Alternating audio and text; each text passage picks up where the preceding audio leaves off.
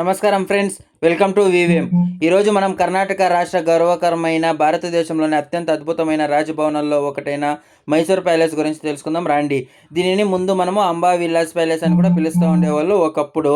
ఇప్పుడు పురాణ కథనం ప్రకారం అయితే మనం తీసుకున్నట్లే ఈ ప్రాంతాన్ని ఒకప్పుడు మహిషాసురుడు పాలించాడని చెప్తారనమాట ఇక్కడ ఉన్న వాళ్ళు.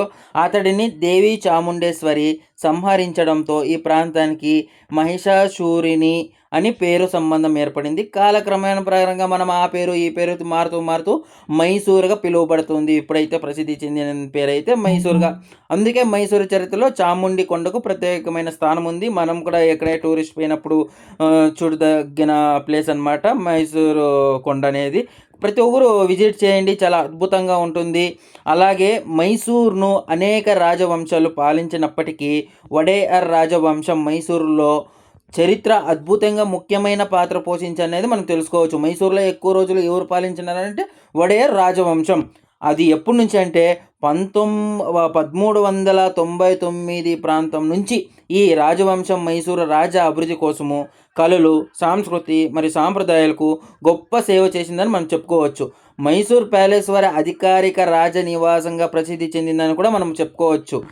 కాబట్టి మైసూరు అనేది చాలా అద్భుతం. అందులో ప్యాలెస్ అనేది చాలా చాలా అద్భుతం. అది ఇప్పటికీ ఎక్కువ జనాభా అనేది సందర్శిస్తూ ఉంటారనమాట. ఈ కంట్రీ అనే కాదు, అవుట్ సైడ్ కంట్రీ వాళ్ళు కూడా వచ్చి మన మైసూర్ ప్యాలెస్ అనేది సందర్శిస్తూ ఉంటారు. అంత అద్భుతంగా ఉంటుంది. ఆ టైంలో కట్టిన ఆర్కే స్ట్రక్చర్ కానీ, ఆ భవనాలు డిజైన్ కానీ ప్రతి ఒక్కటి చూడడానికి మన కళ్ళకు అతుక్కునేలా ఉంటుందన్నమాట. మనం ఇప్పుడు చూస్తున్న అద్భుతమైన ప్యాలెస్ మొదటి ప్యాలెస్ కాదు, అసలు రాజభవనం చెక్కుతో నిర్మించబడింది. రాజభవనం అబ్బిట్లో చెక్కుతో నిర్మించినారనమాట. అప్పుడు మనకి ఇంత నాలెడ్జు అనేది లేనప్పుడు చెక్కుతో నిర్మించారు. కాబట్టి చరిత్రలో అది పలుమార్లు అంటే పడిపోయేది కానీ, పాడైపోయేది కానీ, అగ్ని ప్రమాదంలో కాలిపోయేది కానీ, ఇలాగే ఒక్కసారి 1897లో జరిగిన అగ్ని ప్రమాదంలో పాత ప్యాలెస్ అనేది పూర్తిగా నాశనం అయిపోయింది. ఆ తర్వాత కొత్తగా మరింత అద్భుతంగా ఈ ప్యాలెస్ నిర్మించుకున్నారు అప్పుడు రాజులు. వడేయర్ రాజవంశం ఉంది కదా, అది అన్నమాట. ప్రస్తుతం మైసూర్ ప్యాలెస్ నిర్మాణం 1897లో ప్రారంభమై 1912లో పూర్తయిందన్నమాట.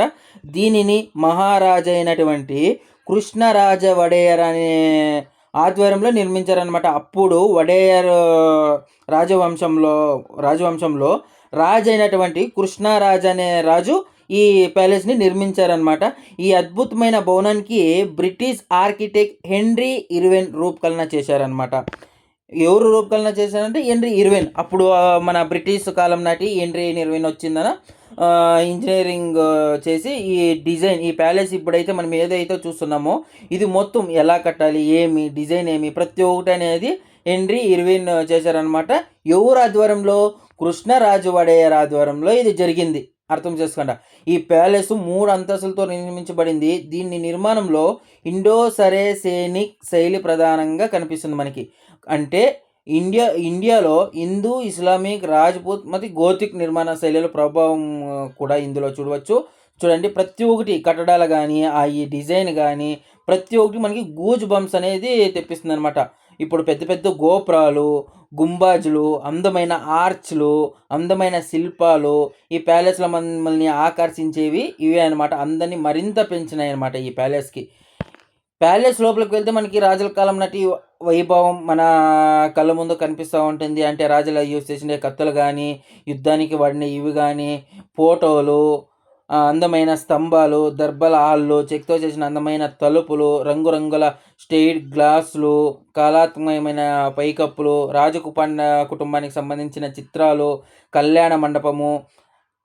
ముఖ్యంగా ఇక్కడ చెప్పుకోవాల్సింది ఏమంటే, ఫేమస్ ఏమంటే దసరా టైంలో వచ్చిందని ప్యాలెస్లో ఎక్కువ అంగరంగ వైభవంగా జరిపేది ఏదైనా ఉందంటే అది దసరా మాత్రం. ఎందుకంటే ఇప్పుడు కూడా అదే రాజవంశస్థుల నుంచి కుటుంబీకులు వచ్చి ఈ దసరా పండుగ అనేది చేస్తూ ఉంటారనమాట.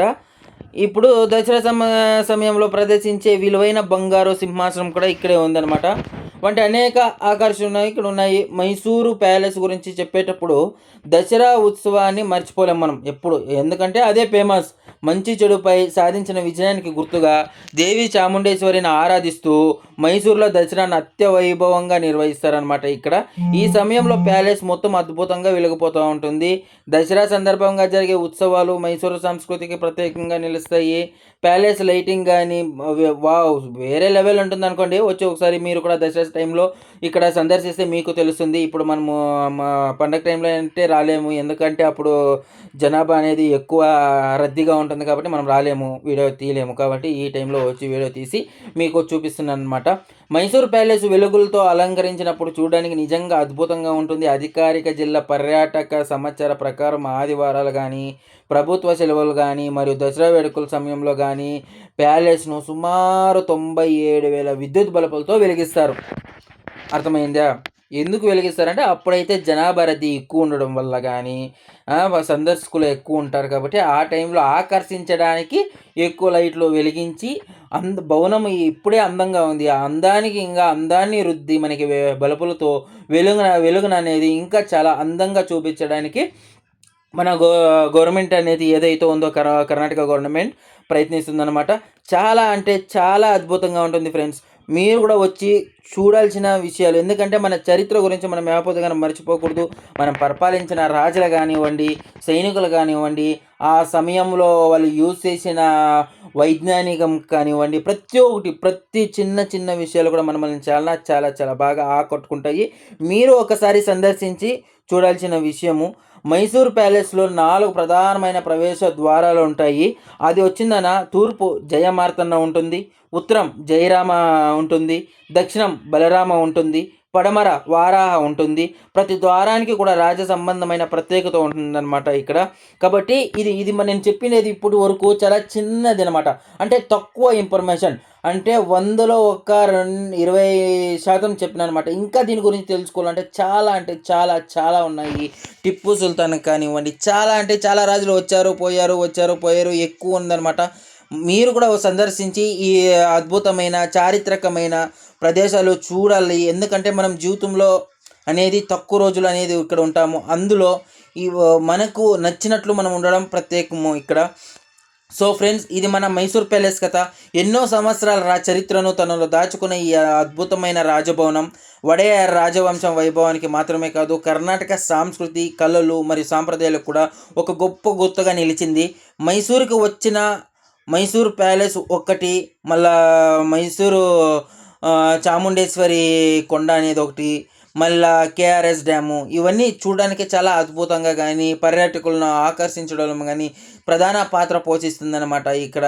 మళ్ళీ ఇక్కడ మనకి వాతావరణం కూడా అలాగే సానుకూలంగా ఉండడం వల్ల ఎక్కువ మంది సందర్శించడానికి అనుకూలంగా ఉంటుంది.